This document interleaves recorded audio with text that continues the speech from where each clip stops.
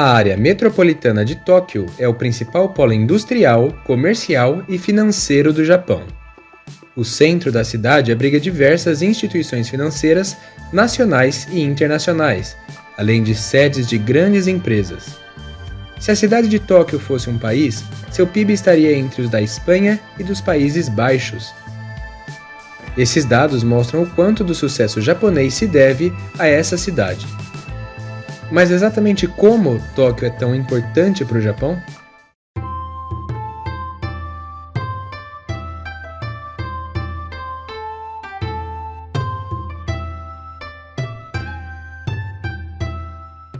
Tóquio está localizada onde antes existia a vila de pescadores chamada Edo, que existiu por muitos séculos. Em 1868, a capital, que antes ficava na cidade de Kyoto, foi transferida para Edo, e a cidade ganhou um novo nome, Tóquio, que significa capital do leste. Desde o século XVII, Edo já era a maior cidade do Japão, e no final do século XIX, a população de Tóquio ultrapassou 1 milhão de habitantes. Depois se tornou o centro político, econômico e cultural do Japão, e uma das cidades mais importantes do mundo do século XX. A área metropolitana de Tóquio é a região mais populosa do planeta, com cerca de 35 milhões de habitantes. Sendo, portanto, um ambiente ideal para os negócios, Tóquio desempenha um papel muito importante na economia do Japão, sendo a cidade mais rica do país. No ano de 2021, sua produção econômica atingiu aproximadamente 20% do PIB nacional. A cidade é lar de algumas das principais empresas de eletrônicos e telecomunicações do mundo, influenciando a indústria global de tecnologia. Além disso, universidades e centros de pesquisa também desempenham um papel importante, formando profissionais altamente qualificados. Tóquio também é o centro político do Japão.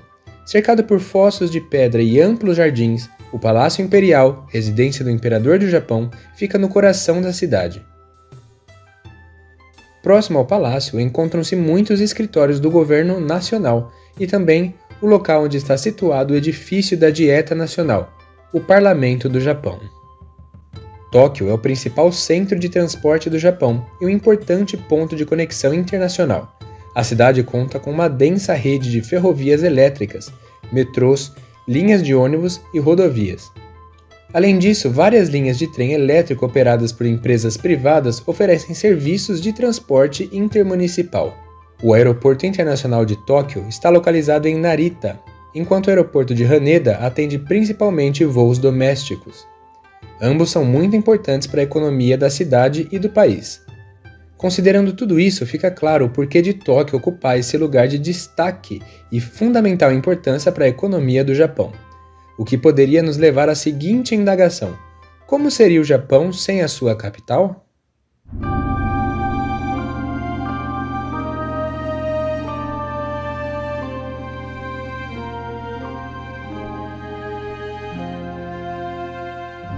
Se, por algum motivo, o Japão perdesse sua capital, isso já seria o suficiente para fazer ele cair algumas posições nos rankings de PIB, já que Tóquio é responsável por 20% do produto interno bruto. Além disso, Tóquio abriga gigantes da tecnologia, como a Sony, SoftBank e Panasonic, além de ser um polo de pesquisa e desenvolvimento em robótica, inteligência artificial e eletrônicos de consumo. Sem essas empresas, o Japão estaria muito atrás de outros países, sendo que seria difícil manter uma posição de liderança. O Japão ainda seria inovador, mas talvez o ritmo de avanço em áreas como robótica, telecomunicações e dispositivos móveis fosse diferente, se espalhando por diversas cidades em vez de ser concentrado em um único local. E ainda outro fator que poderia atingir o Japão de maneira mais significativa: as empresas poderiam ter escolhido outros países asiáticos para estabelecer suas sedes regionais, alterando o equilíbrio global da tecnologia. Mas a cultura e o entretenimento também seriam afetados, já que a cidade é o coração da cultura pop japonesa, influenciando desde animações, como animes e mangás, até música, a moda e os videogames. Sem a cidade, o centro dessa indústria talvez se desenvolvesse em outros lugares, como Osaka, Kyoto, a antiga capital japonesa, ou até Fukuoka, no sul do país. A famosa Akihabara, distrito de eletrônicos e cultura otaku, não existiria. Então talvez lojas especializadas e eventos geeks fossem mais espalhados pelo país e, portanto, seria menos organizado e centralizado. A cena musical também seria diferente, já que a cidade também é o centro musical do país. Grupos de pop, que se apresentam em grandes arenas como a Tokyo Dome, teriam outros locais de referência. O cinema japonês, que tem fortes laços com estúdios sediados em Tóquio, teria que se estabelecer em outras cidades, alterando o ambiente da produção cinematográfica. Sem Tóquio como um hub de tecnologia e cultura, o Japão poderia ter um perfil menos centralizado e mais distribuído em termos de inovação e entretenimento. A cidade é um dos principais pontos para startups, investimentos e expansão digital, e a sua ausência poderia levar empresas japonesas a buscar mais presença no exterior. Mas apesar de tudo isso, será que existiria um lado positivo para o Japão se Tóquio nunca tivesse existido?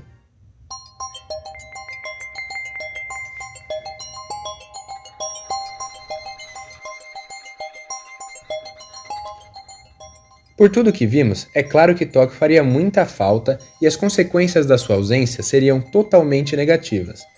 Mas no nosso exercício imaginativo, existem pontos que poderiam ser considerados positivos se a cidade nunca tivesse existido. Uma delas seria o fato de que muitas indústrias e empresas de tecnologia, automobilística e eletrônicos se concentram em Tóquio. Sem ela, essas empresas poderiam ter investido mais pesadamente em outras cidades, uniformizando um pouco mais o desenvolvimento do país como um todo. Outro ponto é que Tóquio é um dos maiores destinos turísticos do Japão. Com a cidade fora da equação, outras localidades teriam atraído mais turistas desde cedo. Kyoto, com sua história e templos, poderia ter sido ainda mais valorizada como destino turístico principal do Japão. Osaka, com sua vida noturna vibrante e culinária famosa, teria sido uma das principais alternativas para visitantes internacionais. Sem um grande centro urbano como Tóquio, o Japão poderia ter se focado mais em experiências turísticas regionais, promovendo diferentes partes do país de maneira mais equilibrada e descentralizada. Em resumo, nesse cenário mais otimista, o Japão ainda seria um país economicamente avançado, mas sua estrutura seria muito diferente, mais descentralizada, com várias cidades assumindo conjuntamente papéis de liderança na economia. Osaka poderia ter se tornado a capital financeira, Nagoya o centro automotivo e Kyoto o grande polo cultural e turístico. O país teria um crescimento mais distribuído, sem depender de um único centro urbano dominante.